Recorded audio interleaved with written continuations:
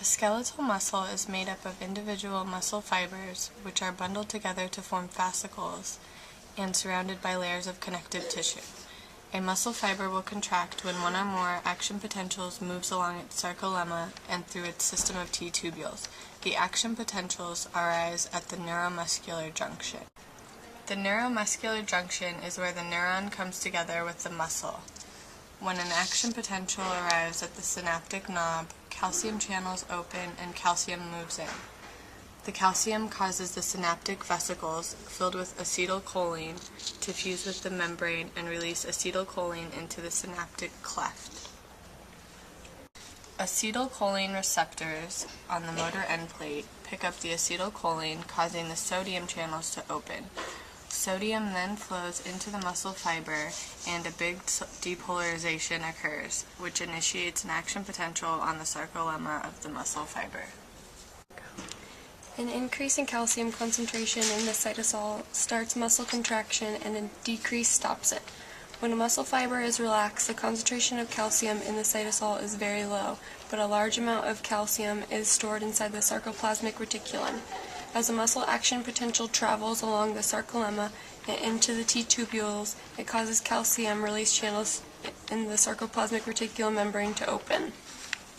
When these channels open, calcium flows out of the sarcoplasmic reticulum into the cytosol around the thick and thin filaments. This causes the calcium concentration to drastically rise in the cytosol. The calcium combines with troponin, causing the myosin binding sites on actin to move away from the tropomyosin. Once binding sites are activated, the myosin heads bind to them, forming cross bridges. The sarcoplasmic reticulum membrane also contains calcium active transport pumps that use calcium constantly from the cytosol into the sarcoplasmic reticulum.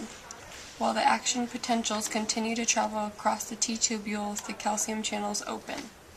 Calcium flows into the cytosol faster than it can be pumped out. After the last action potential, the calcium release channels close, causing the concentration of calcium in cytosol to decrease. Inside the sarcoplasmic reticulum, calsequestrin binds to the calcium, allowing even more calcium to be stored within the sarcoplasmic reticulum. As a result, the concentration of calcium is higher in the sarcoplasmic reticulum than in the cytosol in a relaxed muscle fiber. When calcium levels drop in the cytosol, tropomyosin covers the myosin binding sites and the muscle fibers relax. A small amount of ATP is needed when the muscle is relaxed. The ATP that is not used when the muscle is relaxed can be used to create creatine phosphate. Creatine is synthesized in the liver, kidneys, and pancreas.